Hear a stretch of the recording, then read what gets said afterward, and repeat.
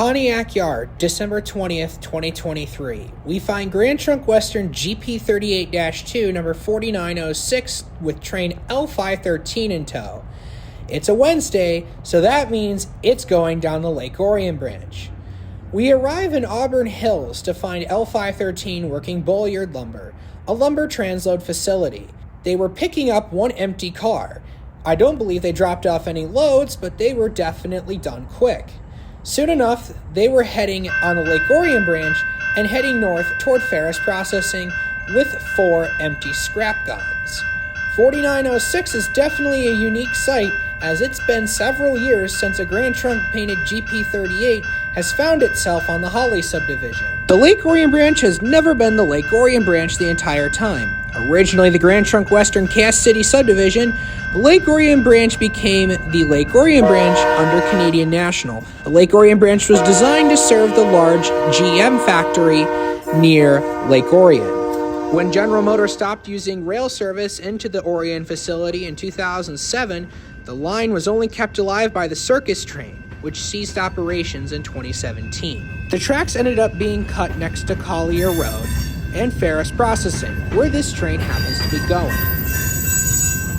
What fascinates me about the customer that L513 is about to work is how the trains get into the facility in the first place.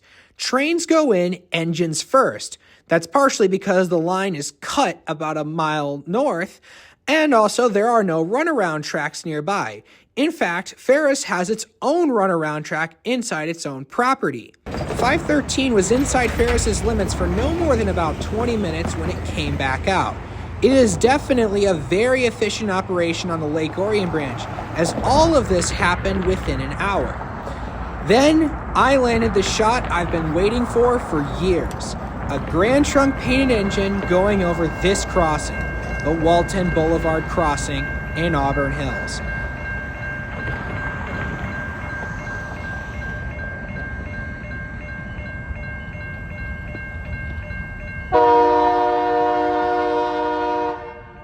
I'm not a fan of cars in my shots most of the time, but this Honda Civic lit up L513 perfectly.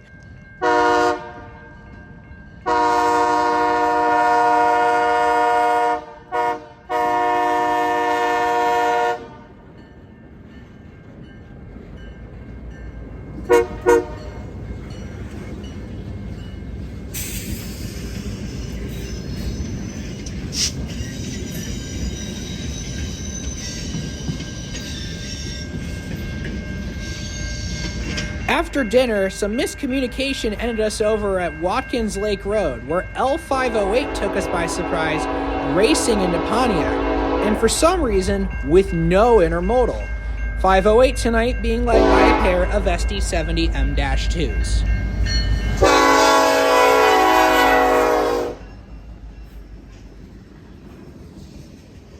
The SD70 M-2 was a real missed opportunity and quite frankly a real mess up by EMD in the first place. I have never heard a crew member say anything good about them. From severe vibrations, excessive noise, and electrical problems in the early non-isolated cab M-2s, also known as Thunder cabs, to very lackluster pulling power, however a relatively smooth ride in the isolated cab units.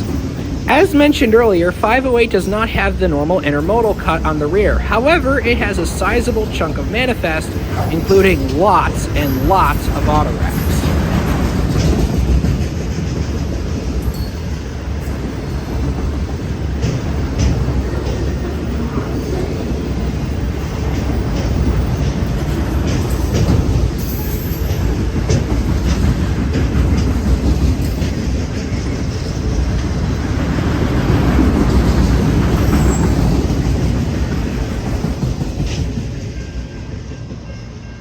Then we ended up at the spot we originally intended on, Scott Lake Road, just in time for CNL507, 508's counterpart. For the second night in a row, I had caught the Grand Trunk Western Heritage unit, this time trailing, however it's still the unit, and freshly washed. This is my 6th time seeing this particular Heritage unit.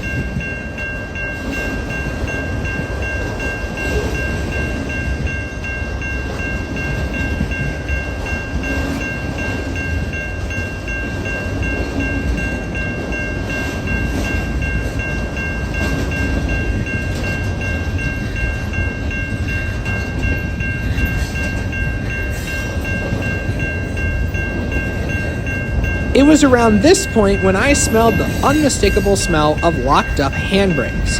I originally thought this was on the intermodals, however, a later inspection of the train, after I called it in, revealed it was on the autoracks. I genuinely thought it was on the modals, but I'm not entirely sure. It sounded like it was on 3 of the autoracks, however, I originally thought it was more. 508 is definitely a biggie tonight. I did not get an exact length count, but it had to be at least over a mile long. Definitely a big train for sure.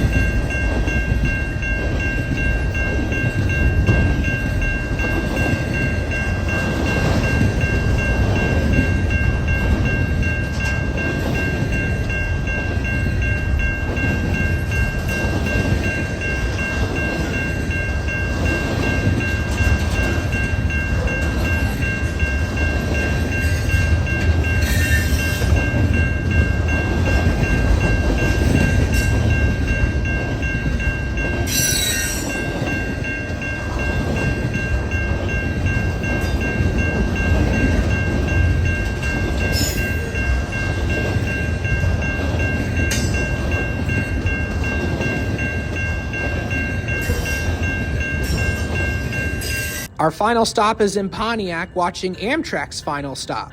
352 comes into Pontiac from Chicago, and Pontiac is the terminating point for all Chicago originating trains. Here we see the 352 coming in with an engineer that's, well, let's say generous on the horn.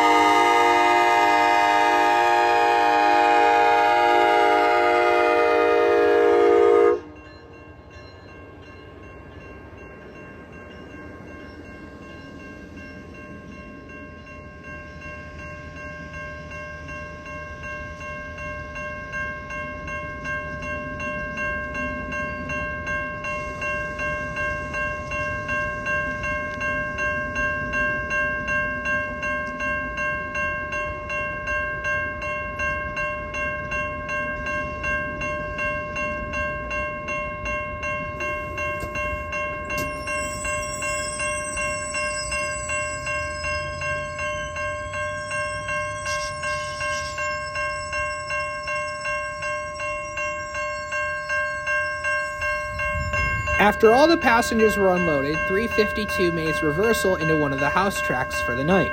352's consist becomes 353's the next day. That's if I understand correctly. After that, they pulled the power forward, uncoupling from the train, and put it on the house track.